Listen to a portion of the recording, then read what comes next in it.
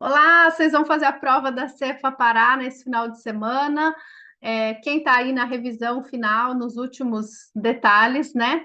Está se preparando para uma quantidade bem razoável de questões de contabilidade e auditoria. Então, queria dar umas dicas aqui para a revisão de vocês, obviamente lembrando que vocês têm alguns dias aí, um monte de matérias, então ninguém vai começar a estudar nada do zero, né? Baseada aí nas últimas provas da FADESP para esse tipo de carreira, de cargo, o que a gente observa é uma prova simples, não significa que não tenha cálculo, que não dê trabalho de fazer, mas uma prova que não vai no detalhe do CPC, não fica pegando as exceções, é, não é uma prova de muitas pegadinhas e tal, é uma prova que cobre uma gama bem variada de assuntos normalmente, então tem questões bastante espalhadas de temas e normalmente de uma forma mais ampla, mais geral, sem grandes detalhamentos, tá? O que normalmente tem sido cobrado? Quais assuntos aparecem mais? Os clássicos imobilizado intangível com depreciação e impairment, né? Aquela coisa normal de calcular a depreciação, tem valor residual, muda a vida útil remanescente, faz teste de recuperabilidade, o que acontece?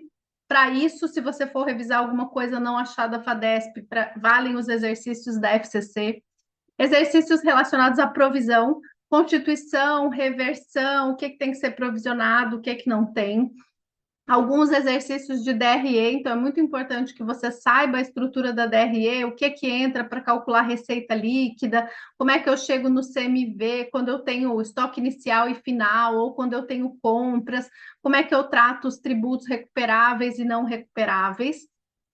Algumas questões relacionadas a AVP, debentures e ações em tesouraria, todas de maneira muito simples. Então, não inventa de ficar detalhando demais esses estudos, mas você precisa saber contabilizar uma receita quando tem prazo longo para receber e tem que destacar o AVP, tem que saber que isso depois gera um resultado financeiro. Tem que saber quando você compra debênture que o prêmio, como é que você trata o prêmio, como é que você trata os custos na captação desse recurso e a mesma lógica lá para as ações em tesouraria. Como é que você faz quando você adquire ações em tesouraria e depois recoloca essas ações em circulação, quando você gasta, que esses gastos ficam no PL.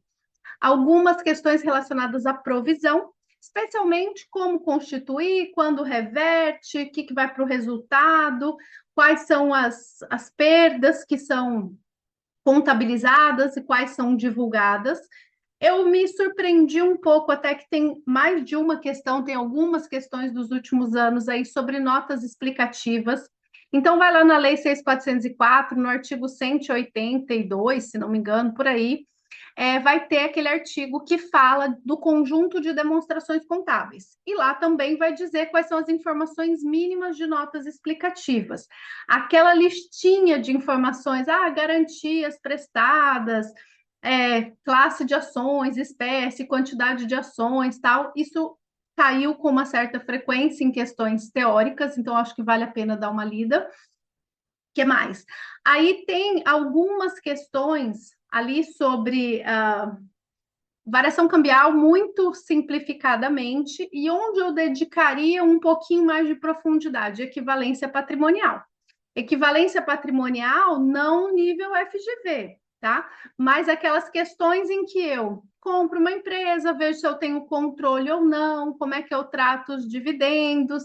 Não vi questões de lucro não realizado, tal, mas acho que vale a pena dar uma olhada geral em distribuição de dividendos, quando está no método da equivalência, e algumas questões daquelas bem simplesinhas de consolidação. Então, o que é participação de não controladores? Onde é que aparece a participação de não controladores? Qual é o PL consolidado? Beleza. Aí, o que acontece? A gente tem alguns CPCs especificados que eu não recomendaria ninguém sair lendo CPC a essa altura do campeonato, principalmente para uma prova desse tipo, tá? Mas tem alguns CPCs que nem sempre estão no edital. Então, aquele CPC que fala de conversão de demonstrações contábeis em moeda estrangeira, que fala de variação cambial, eu daria uma olhadinha nisso, daria uma olhadinha na DRA. tem algumas questões de fluxo de caixa e de DVA bem simples, então é importante você saber a estrutura da DFC, saber como é que você separa as atividades operacionais de investimento e de financiamento, saber o que é distribuição e como é que é a estrutura da DVA. E, obviamente, as questões clássicas de DRE.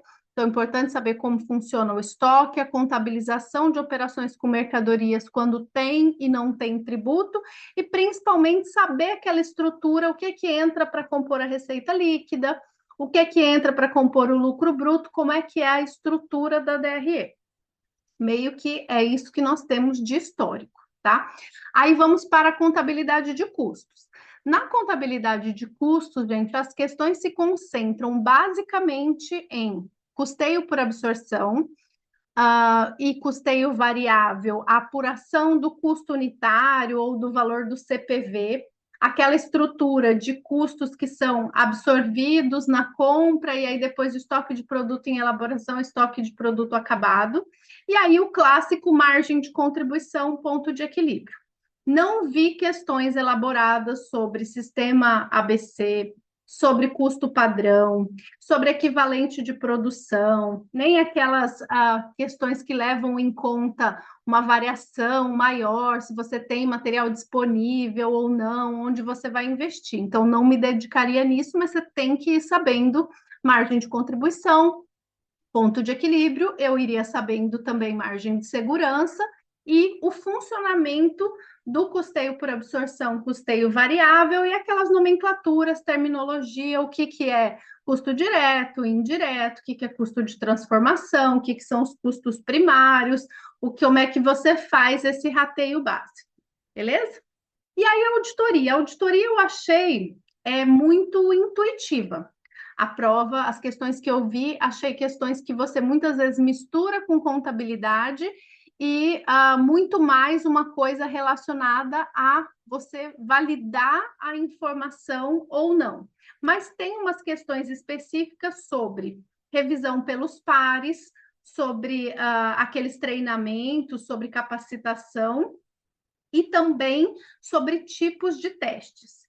Então, essa altura do campeonato é importante que você entenda como é a lógica da auditoria. Tem uma aula aqui, eu vou procurar o link para deixar aqui, que eu faço uma aula que eu falo da estrutura toda da auditoria independente num tempo relativamente curto, para você entender toda essa estrutura da auditoria independente. Eu acho importante que isso esteja claro para você como é que funciona. E eu daria uma estudada, uma revisada mais específica nos tipos de teste, nos tipos de risco, o que é risco de auditoria, como é que funciona a amostragem, o que é procedimento substantivo, esse tipo de coisa, que é onde as questões ficam ali com um pouquinho mais de detalhe. Tá bom? No mais, quero desejar para vocês todos uma boa prova.